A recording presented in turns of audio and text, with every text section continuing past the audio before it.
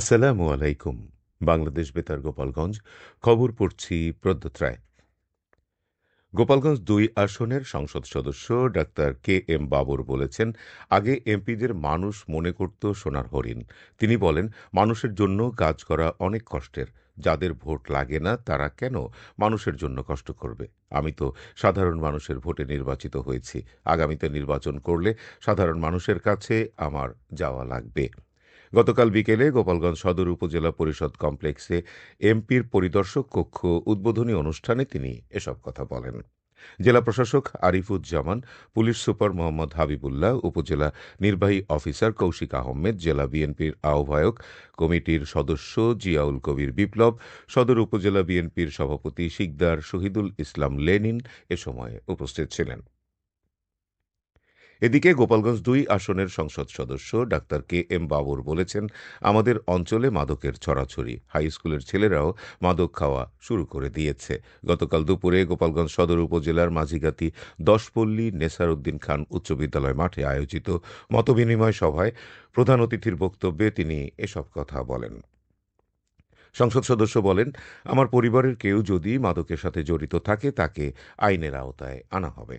তিনি বলেন, যারা নিয়মিত মাদক সেবন ও বিক্রি করে তাদের বিরুদ্ধে জিরো টলারেন্স অবস্থান নেওয়া হয়েছে। মাদকের ব্যাপারে কোনো ছাড় নেই। গোপালগঞ্জ সদর উপজেলা নির্বাহী কর্মকর্তা কৌশিক আহমেদের সভাপতিত্বে বিদ্যালয়ের প্রধান শিক্ষক প্রসাদ কুমার মৃধা, সহকারী শিক্ষক উত্তম মজুমদার, প্রবীণ সমাজসেবক কাজী আবুল হোসেন, মাঝিগাতি ইউনিয়নের সাবেক চেয়ারম্যান মুকসুদ আলী খান, বিদ্যালয়ের সাবেক সভাপতি মোহাম্মদ কামাল হোসেন সহ অনেকে এ সময় উপস্থিত ছিলেন। প্রধানমন্ত্রীর নির্বাচনী প্রতিশ্রুতি বাস্তবায়নে নড়াইলের লোহাগড়া উপজেলার জয়পুর ইউনিয়নের কৃষ্ণপুর খালের পুনঃখনন কাজের উদ্বোধন করা হয়েছে। নড়াইল ২ আসনের সংসদ সদস্য মোহাম্মদ আতাউর রহমান বাচ্চু খাল খনন কাজের উদ্বোধন করেন। উদ্বোধনকালে সংসদ সদস্য বলেন, বর্তমান প্রধানমন্ত্রী তারেক রহমান সারা দেশে খাল খনন কর্মসূচি বাস্তবায়ন করছেন। খাল খননের ফলে কৃষকরা উপকৃত হবে, জেলেরা মাছ ধরে জীবিকা নির্বাহ করতে পারবে, জলাবদ্ধতা নিরসন হবে। লোহাগড়া উপজেলা নির্বাহী অফিসার শাম্মী আক্তার এর সভাপতিত্বে জেলা পরিষদের প্রশাসক বীর মুক্তিযোদ্ধা মোহাম্মদ মুস্তাফিজুর রহমান আলেক, সহকারী কমিশনার ভূমি সুস্মিতা সাহা, লোহাগড়া সরকারি পাইলট উচ্চ বিদ্যালয়ের ভারপ্রাপ্ত প্রধান শিক্ষক এস এম হায়াতুজ্জামান, উপজেলা বিএনপি নেতা মোহাম্মদ হেমায়েত হোসেন, পৌর বিএনপি নেতা মোহাম্মদ নজরুল ইসলাম মোল্লা, সমাজসেবক মোহাম্মদ হাদিউজ্জামান সহ সামাজিক সংগঠনের নেতৃবৃন্দরা এ সময় উপস্থিত ছিলেন। ফরিদপুর জেলা উন্নয়ন সমন্বয় কমিটির এক সভা গতকাল জেলা প্রশাসকের কার্যালয়ের সভাকক্ষে অনুষ্ঠিত হয়েছে। ফরিদপুর ৩ আসনের সংসদ সদস্য চৌধুরী নায়াব ইউসুফ এতে প্রধান অতিথি হিসেবে উপস্থিত ছিলেন। সভায় আসন্ন পবিত্র ঈদুল আজহা উপলক্ষে জেলার সার্বিক প্রস্তুতি, জনসেবা নিশ্চিতকরণ, আইনশৃঙ্খলা পরিস্থিতি নিয়ন্ত্রণ, মাদক বিরোধী কার্যক্রম জোরদার, কোরবানির পশুর চামড়া ব্যবস্থাপনা এবং বর্জ্য ব্যবস্থাপনা বিষয়ে বিস্তারিত আলোচনা করা হয়। জেলা প্রশাসক মোহাম্মদ মাজারুল ইসলামের সভাপতিত্বে জেলা স্থানীয় সরকার বিভাগের উপপরিচালক মোহাম্মদ ইলিয়াসুর রহমান, অতিরিক্ত জেলা প্রশাসক সার্বিক মোহাম্মদ সোহরাব হোসেন, অতিরিক্ত পুলিশ সুপার ফাতেমা ইসলাম, জেলা civil surgeon doctor Mahmudul Hasan, Faridpur সরকারি রাজেন্দ্র কলেজের অধ্যক্ষ প্রফেসর আব্দুল হালিম, কোতোয়ালি থানা বিএনপির সাধারণ সম্পাদক নাজমুল হাসান রঞ্জন চৌধুরী সহ জেলার বিভিন্ন দপ্তরের দায়িত্বপ্রাপ্ত কর্মকর্তাগণ এ সময় উপস্থিত ছিলেন।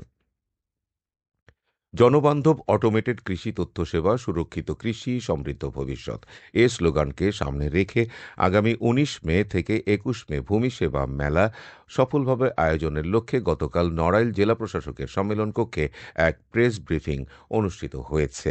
জেলা প্রশাসক ড মোহাম্মদ আব্দুস সালাম প্রেস ব্রিফিংয়ে জানান, এবারের ভূমি সেবা মেলায় সরকারের গৃহীত নানা কর্মপরিকল্পনা তুলে ধরা হবে। মেলা থেকে নাগরিক সেবা, ডিজিটাল ভূমি সেবা, ই নামজারি, অনলাইনে ভূমি উন্নয়ন কর প্রদান, স্মার্ট ভূমি ব্যবস্থাপনা এবং নাগরিক সেবা সহজীকরণ বিষয়ে বিস্তারিত ধারণা ও সরাসরি সেবা পাবেন।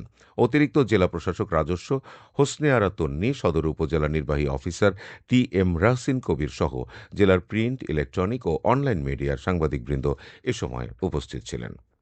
সবশেষে আবহাওয়া।